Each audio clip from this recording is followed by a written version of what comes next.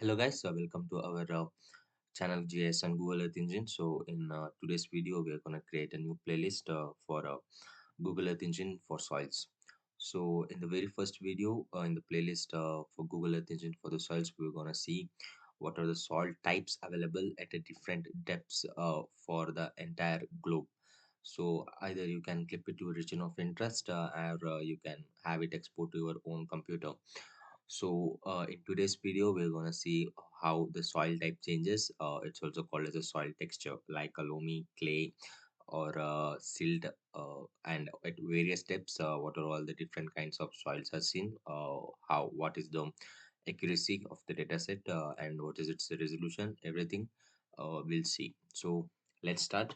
So today I'm gonna use Karnataka as my region of interest. So as usual, I'm importing my shapefile from FAO Global Administrative Unit layer. So a first level administrative division because it's a state. So rename it as FAO, and I'm creating a variable called region of interest.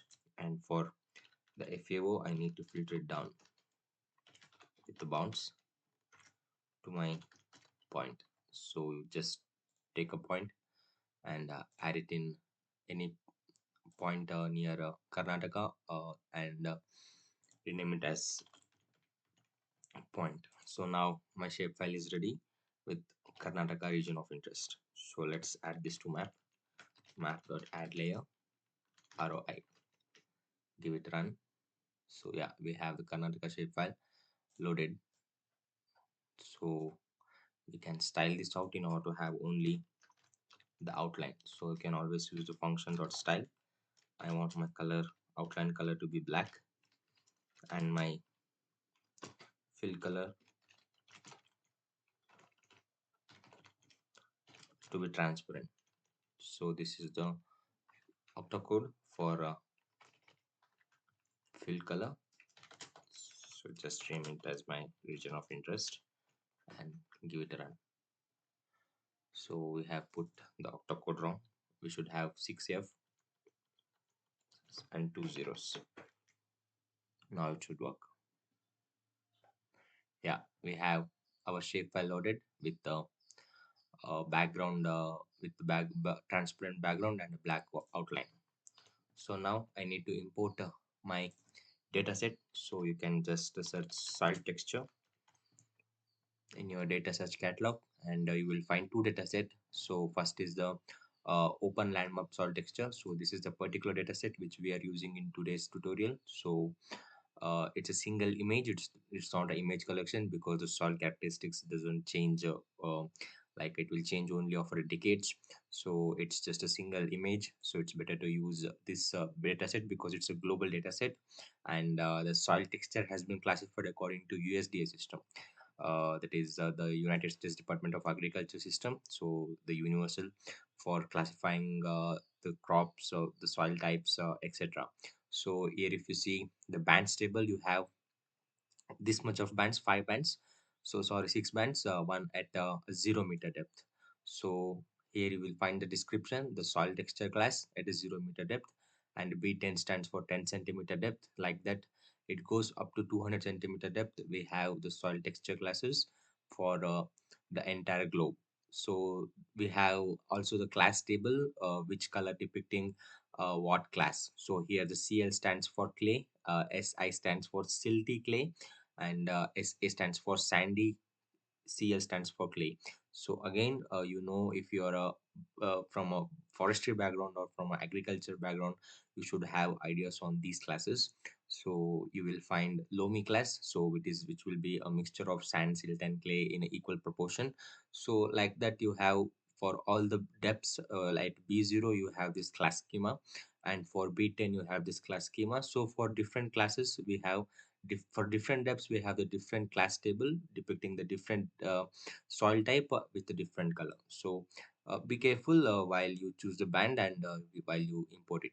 So now we have the band resolution to be 250 meter, so quite a low resolution, but this is a particular data set which we are using today because it is the only global data set available for the soil texture class. So if you can import it, it has been imported as my image. So remember, it's not an image collection, it's an image with the 6 bands. So we have one more data set. I will show you here itself. So this is also having the USDA texture class for 0 to 20 centimeter and 20 to 50 centimeter. But this dataset is only available for Africa continent.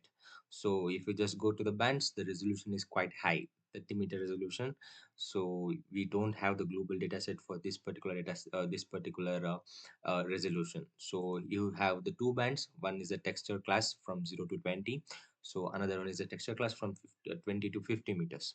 50 centimeter depth. So here you again find the texture class. Again you find the class table with the color schema for the different types of soil. Here you have clay, silty clay, loam. Again the descriptions are given clearly in here, but in the data we are using there, the shortcuts have been used.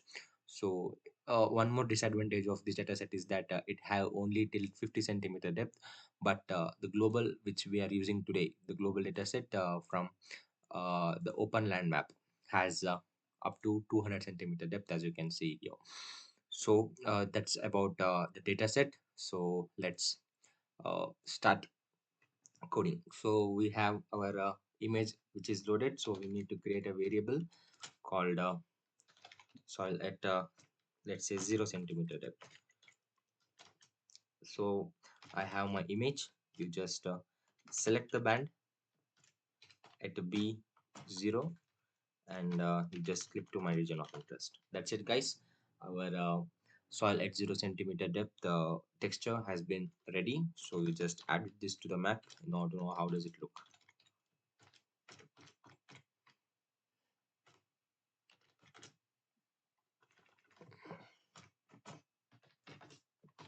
So you leave the visualization parameters for default because I have already shown you it has its own color schema for each of the classes. So you can rename it as soil texture at 0 centimeter. So give it a run. Your file will load now. Your layer is loading. Yeah, so clearly you can see if I select, if I go to inspector column and select any one of it, so at a 0 centimeter depth, that means on the surface, this particular point has the category number 6. So you have to go to this data set and open this here. So click on the pop-up. So you just scroll it down. Here you will find for the B0 class table. So I have 6. So it means this is my color schema. So my soil type is sandy clay loam. So if you again just come back here and click on anywhere near the coast or Western Ghats, so my soil class is 4. So you just have to come back in here and see it's a clay loamy soil. So let's check near the coast. So the coast will usually have, so you see my texture, it is 0 centimeter class is again 6. So it's a sandy clay loam. So like that, if you can click on the other sides, my soil texture is class 1. So it means it's a clay soil. So as you can see, most of the north part of Karnataka has a clay soil, and near the coast and the mainland we have a little bit of category 6 class, that is sandy clay loam. So like that, we have one two three three classes for Karnataka, and at a 0 centimeter depth, that means at the surface we have this much of classes. So let's check at one more depth. So I'm creating one more variable called soil. We'll check at let's say, let's go for 30-meter depth. So 30 centimeter depth, not meter. So I'm selecting the image, and you're gonna select the band called B30 and clip it to your region of interest. So add this to map.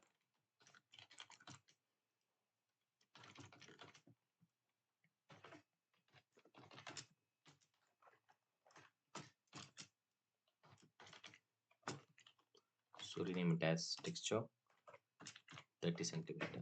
Give it a run. So we'll have two layers, one at 0 centimeter, another one at 30 centimeter. So we'll compare by sliding up and down.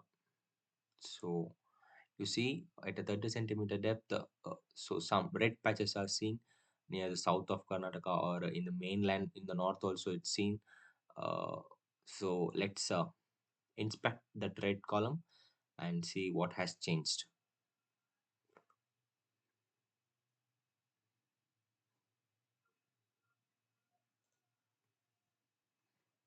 So that's showing our category number 3 at a 30 centimeter depth. So again, you go to our dataset, and we have B30 class table. So category number 3, that is our sandy clay soil.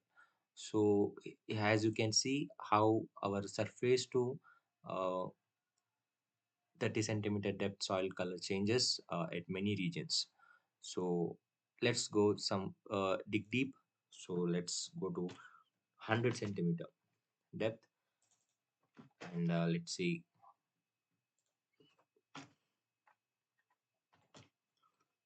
how does it changes from surface to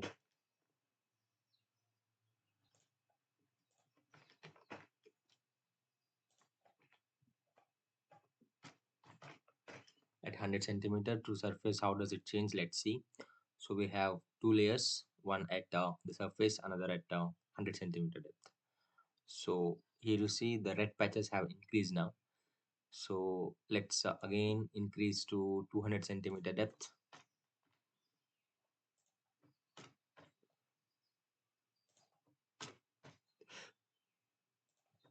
So you have to just change the bands and the variable name. So variable name I'm changing because it looks sense. So if you just change the band also, that's enough. So we have two layers, one at 0 centimeter, another one at 200 centimeter depth. So we'll see what's the texture class for the region of Karnataka. So yeah, the layers are loading now.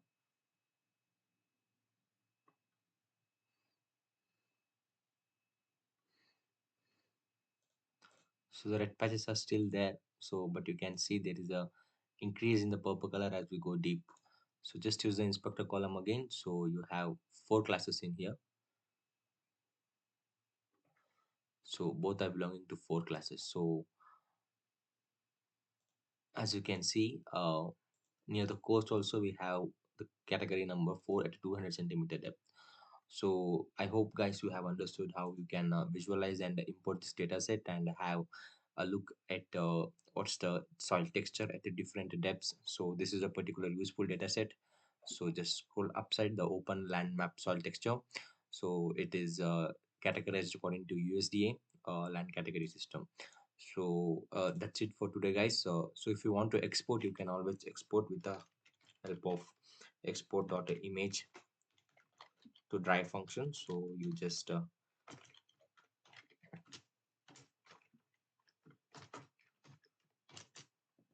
give some of the key values. So image I want to export is, let's say I want to export at a soil 200 centimeter, and you have to give the description. Let's say the description is this is my texture class at 200 centimeter. So folder, if you want, you can specify, or else you can remove this. You can remove the dimensions also. So the region you have to specify to be your region of interest, and scale to be let's say the scale was 250 centimeters, and CRS everything you can leave it for default. So CRS, if you want, you can specify to be EPSG 32643. So that is the EPSG code, CRS code for India, and the CRS stands for max pixels, shot size, everything you can just remove and close it and give it a run. You will get a task. So if you can just run it. So remember, you don't have to give spaces. You always use the underscore when running a task. So Google Earth Engine doesn't accept spaces in its task name. So if you can just give it a run, it will be automatically uploaded to your Google Drive. From there, you can download it to your local PC and use it in further QGIS for further visualizations. So I hope you have understood how to do this. So if you have any kind of queries, doubts, you can always put it in the comment section, So thank you for watching.